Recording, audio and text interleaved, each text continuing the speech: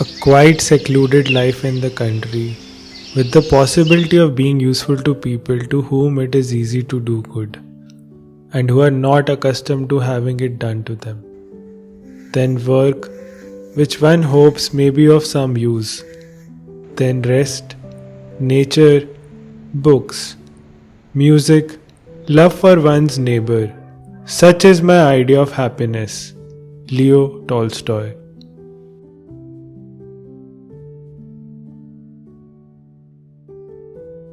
My brother Ansh and I moved to this remote village to pursue this idea of happiness. It's been almost 3 years now that we relocated to the countryside. Living a simple life in the countryside is a continuous journey in self-discovery. We have been students of nature, observing, engaging, understanding and internalizing the lessons it has to teach us.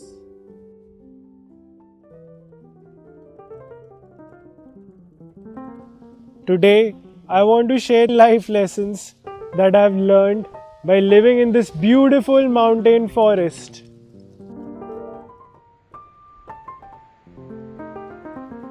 Which is more important? Asked Big Panda. The journey or the destination? The company, said Tiny Dragon. After graduating from school, I have been mostly away from home and Ansh. First pursuing architecture at university and then taking up a job in another city. Ansh and I never really got to spend time with each other as we were growing up. In this beautiful forest, we found happiness in each other's company. Ansh recently wrote a heartfelt letter to me stating that how glad he was that we could work on something together. This journey has also been about improving a relationship and communication with each other, allowing each other to express their gifts in the mediums we want to.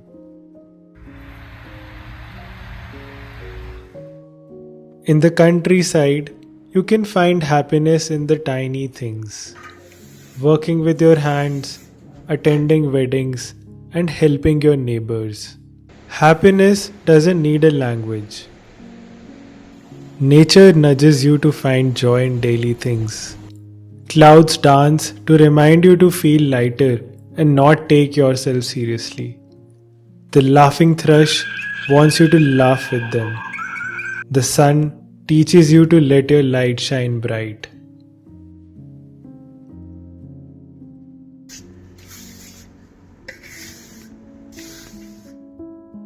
Whether it's building a mud house, starting a YouTube channel, or making a vlog, you always feel you are never prepared.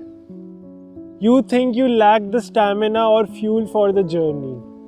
Living in the countryside, we have to climb the mountain almost daily to reach the village. It has taught us that the task or the climb will always look daunting. The first step will always have the greatest inertia of life. You should not focus on the goal or the top.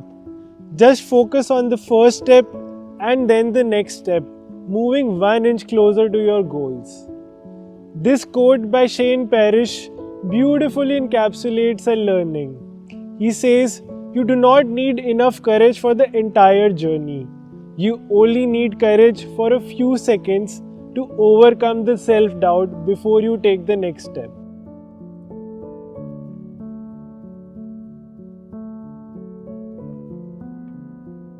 The mystic and divine Ganges is flowing throughout the year, changing colors but flowing day after day. It taught us an important lesson about continuity and tenacity. No matter how you feel, you show up daily for yourself and your goals. If you keep flowing, you keep growing, and that's how you nurture the people around you by being true to your purpose. Ganga displays a confidence that even if it doesn't know its way, it will figure out or make its way by flowing. It inspires us to change our perspective, see the obstacles as the way.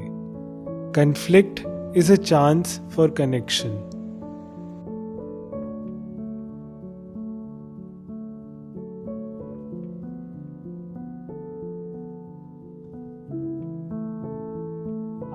to live my life in seasons. Seasons change and so do you. Nothing in nature blooms all year long. We have to learn to let go and surrender. We have to shed our leaves and skins. Learn to reinvent ourselves. We are not meant to work at the same pace throughout the year.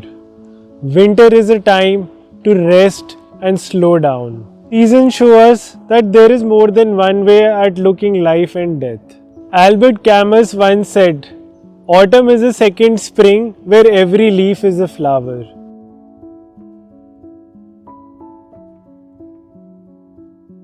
When we first moved to the village, we had to lift buckets of water for our daily needs.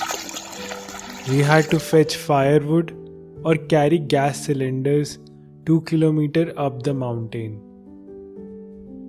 No electricity for 4 days, no refrigerator, no Amazon deliveries. The nearest shop is 10 kilometers. We roamed around the village trying to catch internet and network. Now when we go to the city, we never take anything for granted.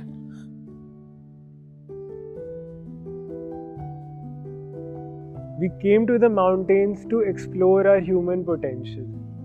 The mountain life will always push you out of your comfort zone. The life here is non-linear, unpredictable, and uncertain.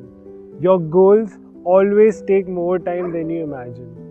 The chaos will always find its way to you.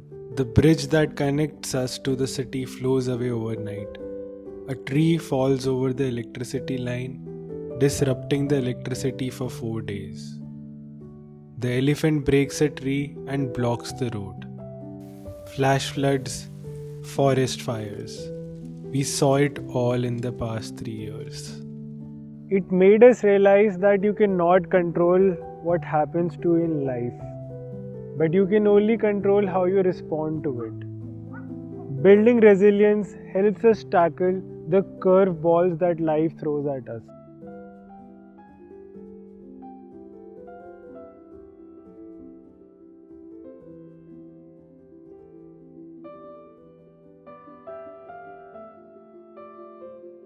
In his blog post, James Clear talks about how environment is an invisible hand that shapes human behavior.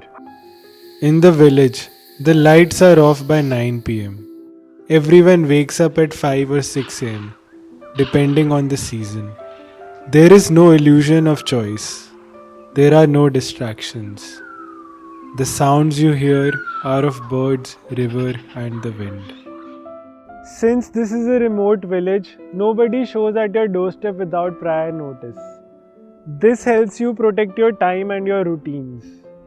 You can maintain your state of flow for longer periods of time and be more intentional how you want to utilize your time.